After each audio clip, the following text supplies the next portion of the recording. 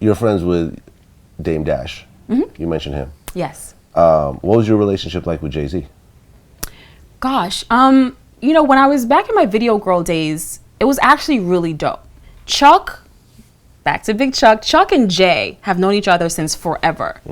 I've got pictures of them somewhere on my phone that Chuck sent. They're like 17. They're like skinny kids, you know, with like gold teeth and stuff. So they've known each other for a while. When I got to LA and I got into the music video thing, you know, Hey Poppy was my first video. Hype Williams drafted me for that video. That was a Jay-Z video. I called Chuck and I said, hey, I'm doing this video for Jay. Chuck calls Jay and says, hey, my cousin's coming up. Look out for her. Make sure that she gets, you know, good positioning and she gets what she needs. So Jay, I was kind of grandfathered in because of that relationship. That's the same thing with a lot of my relationships. You know, Chuck knows so many people. It's how I know Nas. It's how I met Dre. It's how Chuck kind of grandfathered me in a lot. And because I'd been around and being with G when I was 16 and people had, Dre knew G. So Dre would call the house. So Dre had known of me before I even got to LA. So these things were happening before, you know. Nas knew of me before I got to LA. Nas, because him and G were, you know, so all these things, everyone was connected to each other. So Jay looked out for me on that first shoot. I think I did a couple of Jay-Z shoots. I can't remember how many. But he always looked out for me, you know, make sure that I got the positioning that I needed to get noticed, make sure I got the pay that I needed, just whatever I needed to be straight. And then we only had one encounter that was beyond a friendship.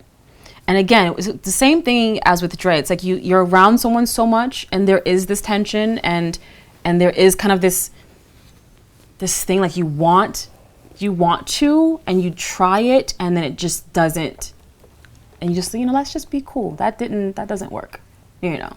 Right. And that's how that ended. And then I don't think I've seen him for I don't know how many years, but yeah. And then when I saw him, even when I was with Dame and we had the conversation about Confessions being a movie or whatever, it was as if that sexual encounter never happened and we just went back to being cool, you know. I think I've grown up a lot since then, so I realize now that sometimes the tension you feel isn't necessarily sexual, and that's not how you explore that tension. But at the time, that being also part of my language, I didn't know how to express that tension, how to explore someone in another way, you know. So that's why we have these awkward sexual moments where you're like, ooh, we should just be cool, you know.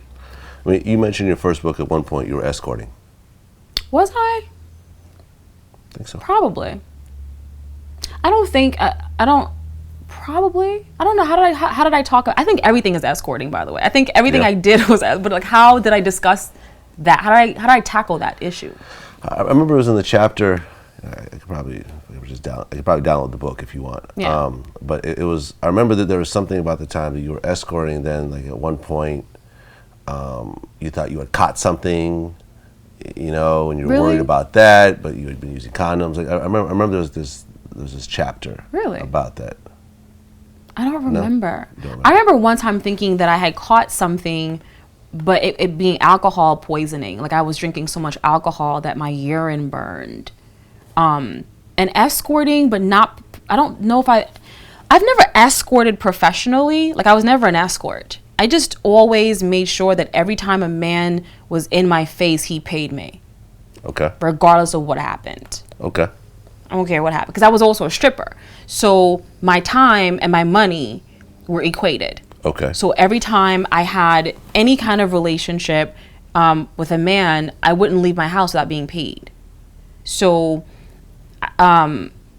I've never been an escort, like in the professional sense, like, oh, I work for an escort agency and I'm an escort. It's basically the stripper mentality of, you know, fuck you, pay me. Okay. I'm not going to sit here and talk to you for 2 songs. Like, you're going to pay me for these 2 songs. Okay. So everything I did always equated money. So including all the rappers and everything else like that? Not all of them. You know, some of them were relationships. They were friendships, you know, that lasted years and years and years. I think the longer a situation continues, people do give money and they give gifts and stuff, but it wasn't in exchange for anything. sometimes you know, when I needed help, I got help. When my birthday came, I got gifts. I mean, at one point, you did the adult film.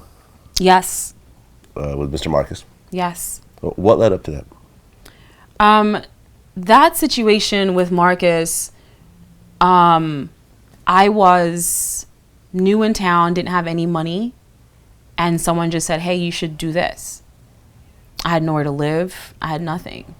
And it was the only way that I knew at the time, the only opportunity that anyone gave me. It was the first opportunity I had. That happens to a lot of girls when you come here, you know. And I had my son, and I've never gotten any support for him. In the 17 years he's been alive, it's been all me. And I was just in a really bad place, and I needed a lot. So that is one of the things I would not do again. So you regret it? I don't want to call it a regret, though. It's weird. I don't know if I believe in regrets so much, because I feel like everything has a purpose, you know? And I feel like if you turn your mess into a message, then you never regret one day of your life. And I think that if I could talk to that younger person, I would ask her to believe more. You know, I think that we make rash decisions and we do destitute things when we don't have faith. And I would ask her to have more faith, you know, in herself and in God, just in the world, you know. But hey, shit happens, right? And then you move on. So I learned a lot from that.